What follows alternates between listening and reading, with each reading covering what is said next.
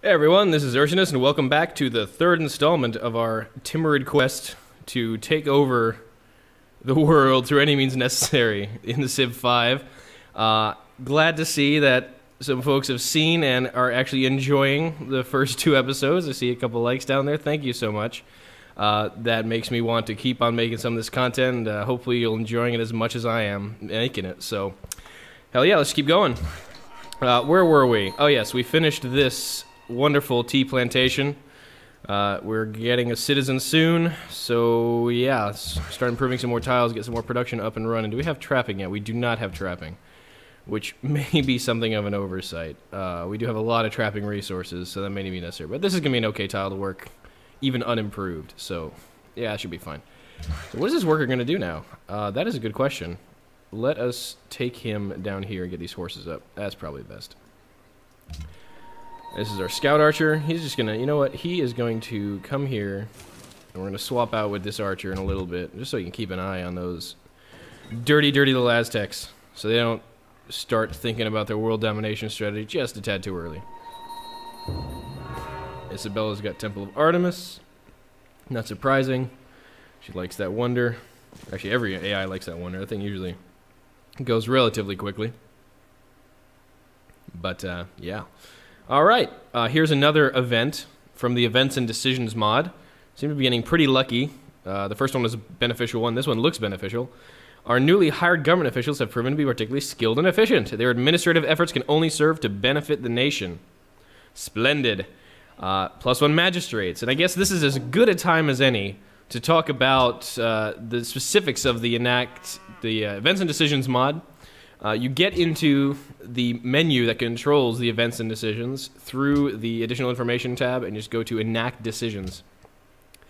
The resource for events and decisions are called magistrates. You start the game with 2. Random events can give you more, like there I just got an extra one, so now I suddenly have 3. Additionally, there's a new building at Mathematics called the Judiciary Court. It's not that expensive to build, just 100 production. It gives you 3 magistrates as soon as it's finished, and then 1 new magistrate when entering a new era.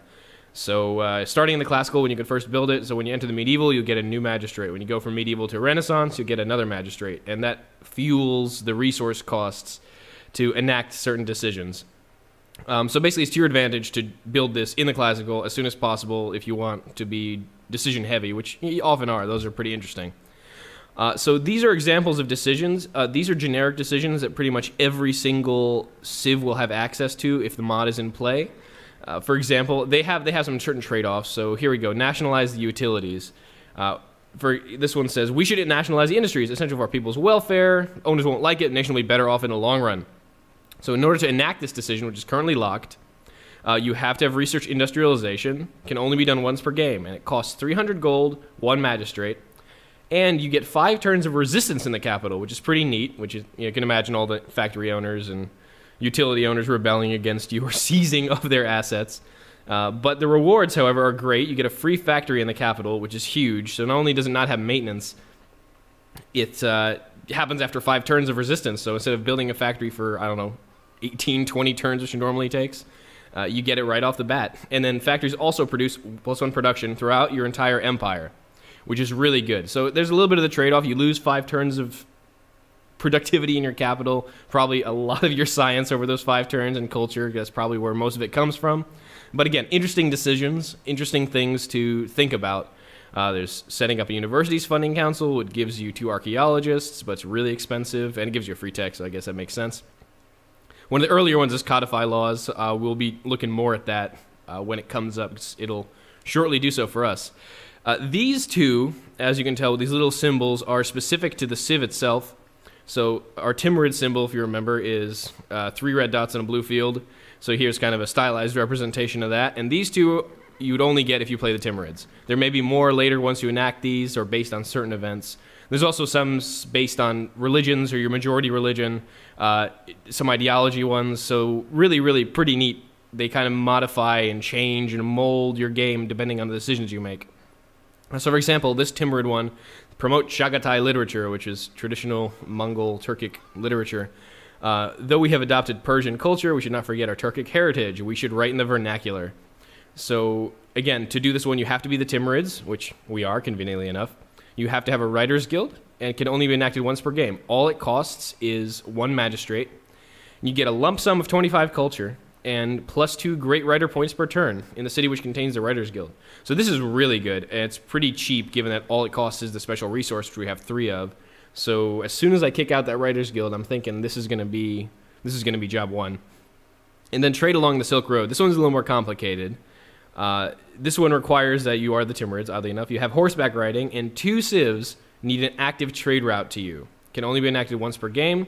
Again, it's a little more expensive. You have 2 magistrates this time, but it grants you a free caravanserai in all cities, which, you know, if you're going to be doing a lot of land trading, is really good. And the caravanserai is something that I generally never build, just because it's not a great building. But having them free, it's like a free bonus. It's not too bad.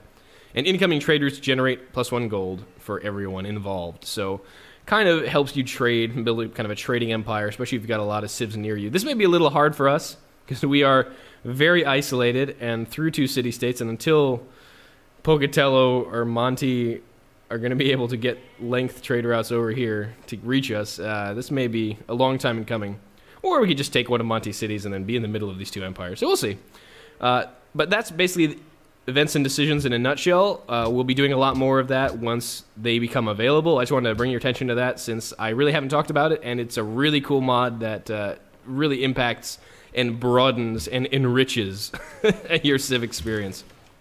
All right, enough talking. Let's go. What were we doing with you? You were going down to do the horses and farms and stuff. This actually wouldn't be bad, because I have a granary now. I actually might improve that farm just for growth potential. Just 3 food tiles are really good. Yeah, we'll see. Horses give us money, too. We can trade to people, so that's not too shabby. You know, I would go here, but I'm just worried Pocatello is going to expand and block me off, so I'm kind of not going to, even though that might bite me in the ass later. I might miss a city-state or 2. But we'll be okay. Maybe we'll see it across the bay or something. Alright, see what's going on here. Nothing too huge. Yeah, I mean, this is just a crazy good... Really? Dude? Really? You know, I don't think he's going to be able to do anything to us, honestly, and I'd like to know where he... Okay, so he's on the other edge of the map, so there is absolutely no way he's going to be able to be aggressive against us anytime soon. So that's fine. I'm just kind of curious where that... He's not a psychopath, he's just misunderstood. Yeah, okay.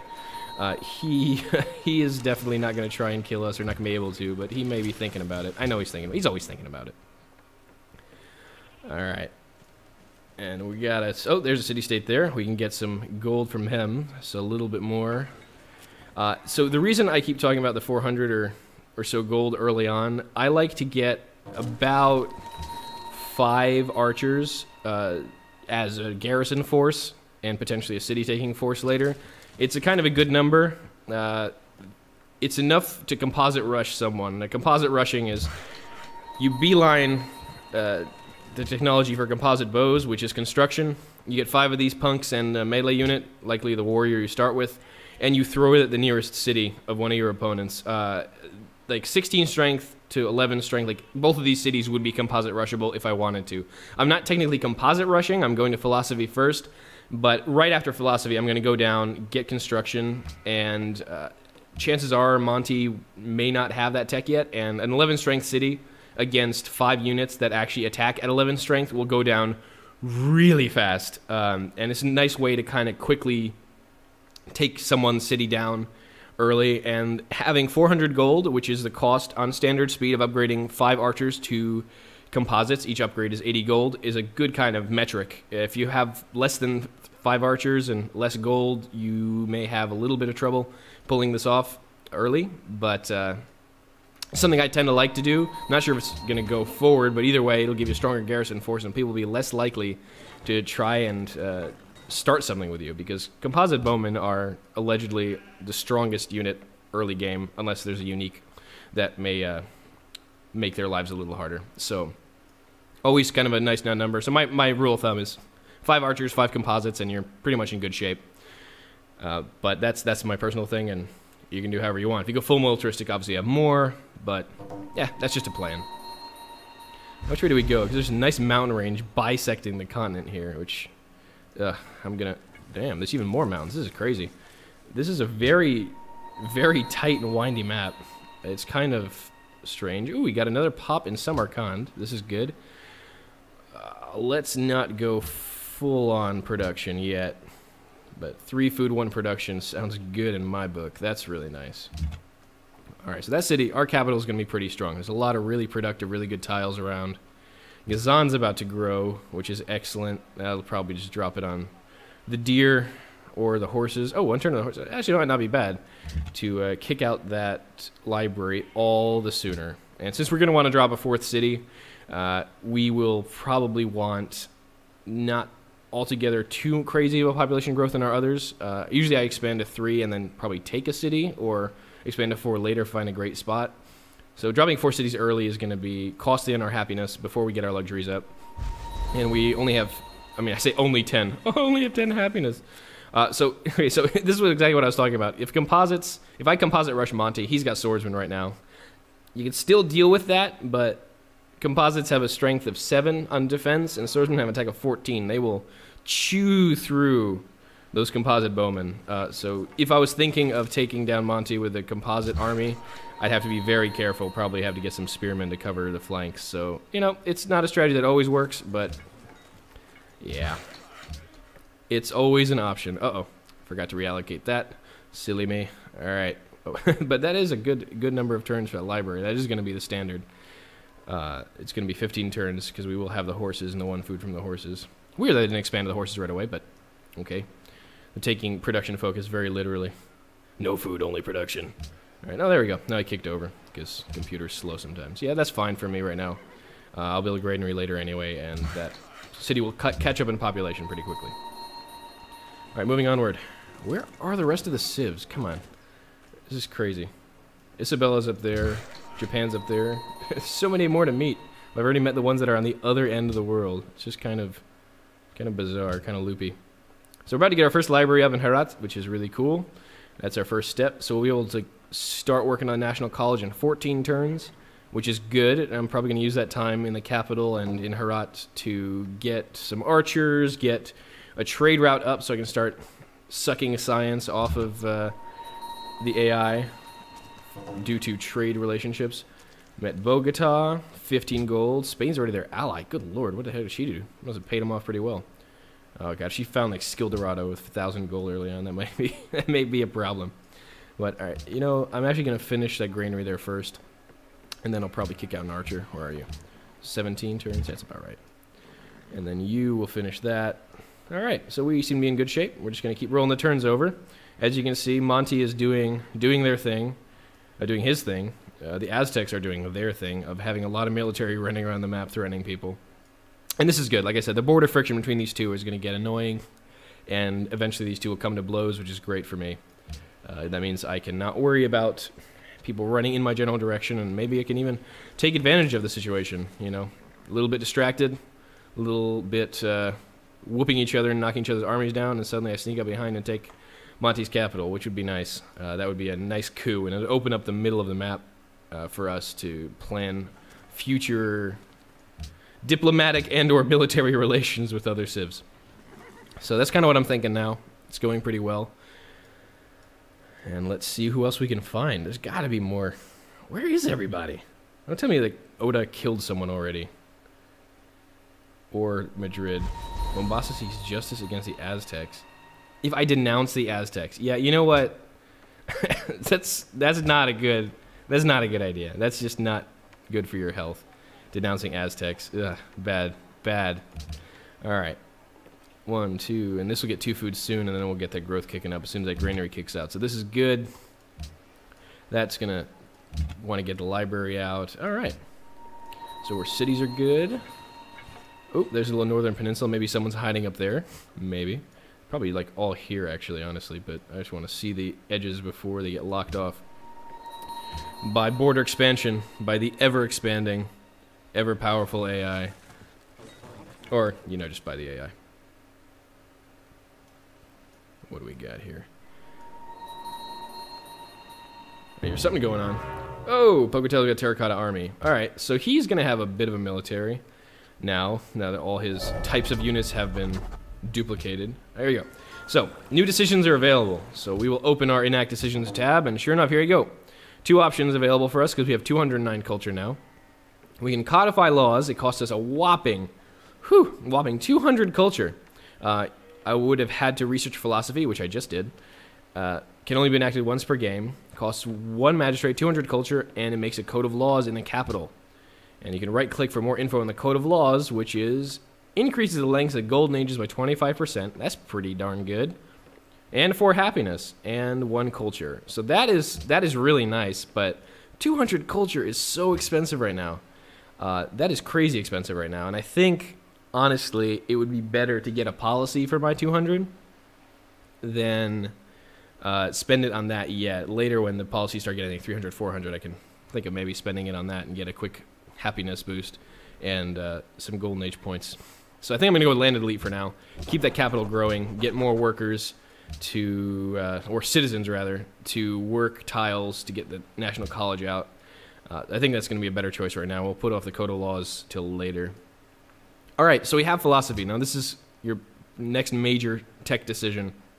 If you're pretty safe and you don't want to necessarily go after anyone, getting drama and poetry, like I said, if you have a monument built and then you adopt legalism as a tradition policy, your free culture building will be an amphitheater. So basically 13 turns for free amphitheater, and it unlocks the Writers Guild, which usually will be built in your biggest city initially, probably your capital, unless you have another crazy good growth city that you want to dedicate to your guilds. Again, we also have the decision based on our Writers Guild, which may be of interest to enact as soon as possible. But right now, we're going to be focusing on getting the National College out. Probably not going to have time to get the Writers Guild up, so that's not really a priority. But it is going to be 1 culture every turn for free. And since I don't foresee myself getting into any kind of serious armed struggle, famous last words, I may actually just do that. Or I might go for sailing real quick so I can get crabs out as soon as... I got crabs. As soon as Ghazni finishes the library. Yeah, let's do the practical thing and get sailing and trapping. That way we can get some more tiles improved. My workers don't have to sit idle thinking about, oh, I wish I could do that. I'm being repressed. All right. Okay, you finished the horses already. So good. Actually, I'm going to start with trapping first, actually, because this is going to be a little while till you can build anything anyway. I guess you'll mind we'll start improving this farm. Get that Herat city up and running. Get some population growth in there. So we have horses now. That's 2. We're going to have a lot of horses, actually, which is really nice. Those sell really well because they're relevant all the way up to cavalry, which is, gunpowder era techs. Iron gets less important. They're pretty much good up until frigates, and that's about it. So... good horses to trade. Let's see if someone will give us money for horses. Monty will probably. We have production of friendship with him. So let's go... oh, he doesn't have a lot of flat gold. So every horse is worth 45 gold. So 2 horses would be 3 gold per turn, or 90 gold total.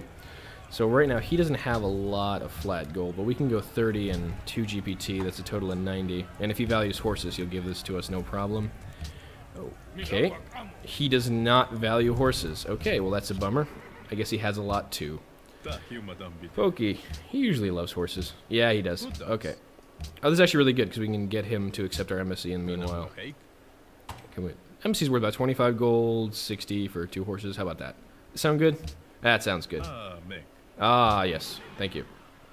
Awesome. Yeah, I'm not denouncing the Aztecs because I went not to construction right away. So let's see what's up here. Yep, more city-states. Yes, more monies. More monies, please.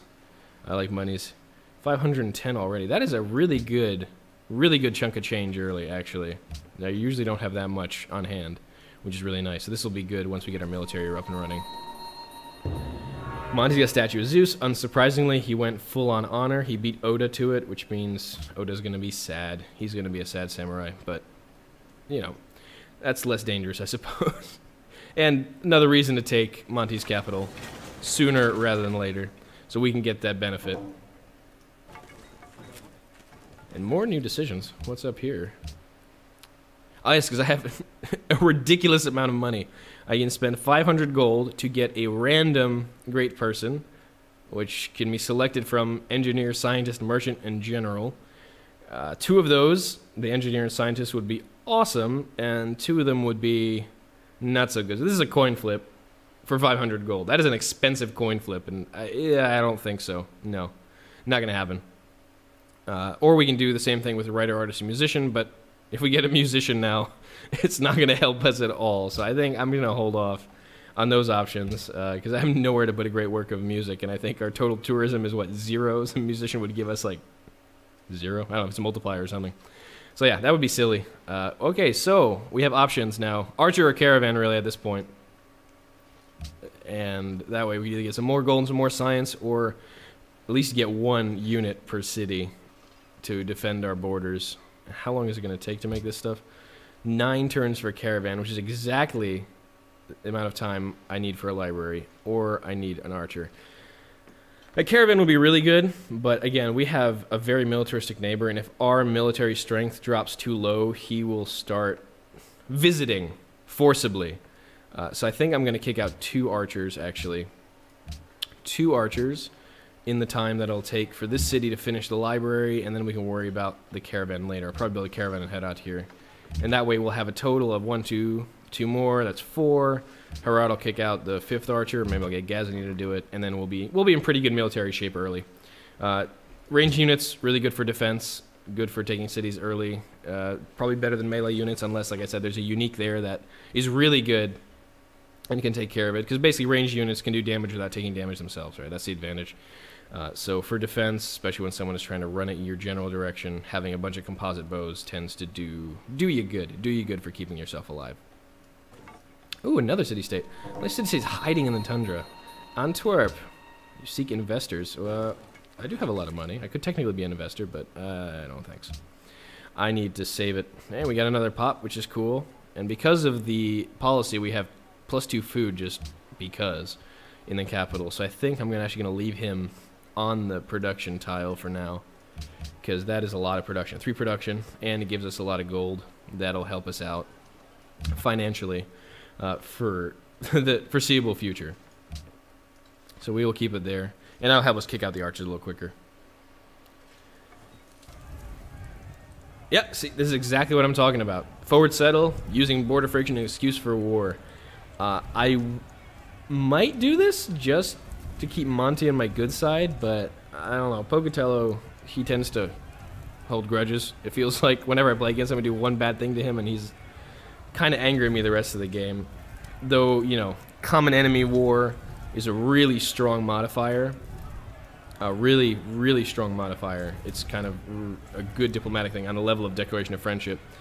But I think we're in pretty good straits with Monty for now, so I'm going to probably say no, just because I don't want to have more problems with Pocatello. I want more trading partners at this point than I need to keep Monty at bay. I'm only saying this because of really good choke points. If I wasn't this well defended, I'd probably think about it and see. You really don't have to do much if you declare war with someone. They don't really check to see how many units you've killed or something like that. But it tends to be one of those things that just helps you diplomatically, unless you're really next to someone they want to declare war, in which case, get ready if you get whooped. Okay. Onward and upward. I still haven't met anyone else. Where are all these peoples? This is very sad. I really probably should have just gone directly east, but I wanted to see what was up here. And, you know, we got extra gold for it, so I can't complain too much. Trapping. Alright, so now we can improve the bison. This is good. This is kind of what I was waiting for. What are you doing? You're just kind of sitting around, aren't you? Yeah, you go back to the capital. Get some of this bison up. Get some production off of those, I think. I think that is the improvement. We do need another worker, actually. I may do that rather than the archer. 7 turns for a worker. How long until 6 turns? Okay. Well, that would delay... That would delay our national college to 2 turns worth, but we'd still be doing it pretty early. And with the production in my capital right now, that's 20 turns, though. We'll have some population growth, we'll have some more production, but that is quite some time. But I think I do need another worker, honestly, so let me just do this after the first archer. I could technically buy one, too, because I am making a lot of gold per turn right now, and if I'm not going to rush anyone with composites, I don't technically need that much money. I might actually do that. You know what? Actually, let's do that. Let's go and get a worker here. That way Ghazni can get up and running. We have trapping now, so we can start improving the deer, so get more production. And I think that was the right decision. I definitely think that was the right decision. This is enough to upgrade 3 composites without breaking a sweat. So, yeah, we're fine. And by the time we get construction at this point, we'll have more money and more city-states. I love it. Give me all your tribute cash. Or just, hi, nice to meet you, cash. Excellent. So this is good. I think I'm just going to dive down here and hopefully meet the remaining 3 civs in this game. Yeah, 3 more. And that way we can start trading our good luxuries with those peoples. And this is good. This is really good. And we will need optics at some point to improve that tea tile, which is actually a really good tea tile. So another grassland tea. So 2 food, always good. Keeps your cities growing at a steady clip.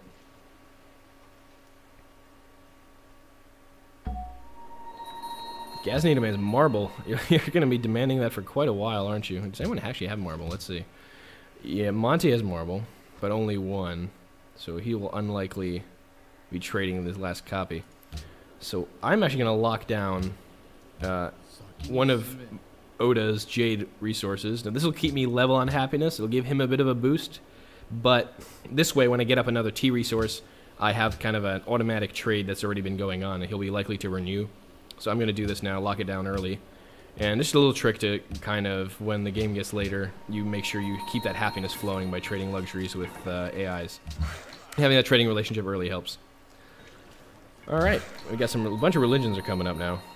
How many more can be founded? So we got 3 up already, 2 more can be founded.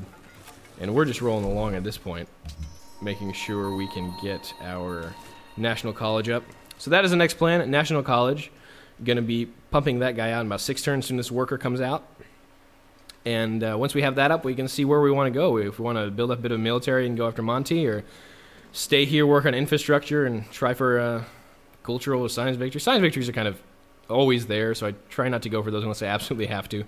But that's an option if all else fails. But we might actually go after one of these guys relatively soon, especially if they go after each other in the interim. So, all right, I think that's it for today. Well, for this session at least. I hope you enjoyed that, and we will continue along next time with some more Timurid Civ 5 joy. And I hope you join me for that. And like always, comments and criticisms are welcome, and look forward to seeing you next time.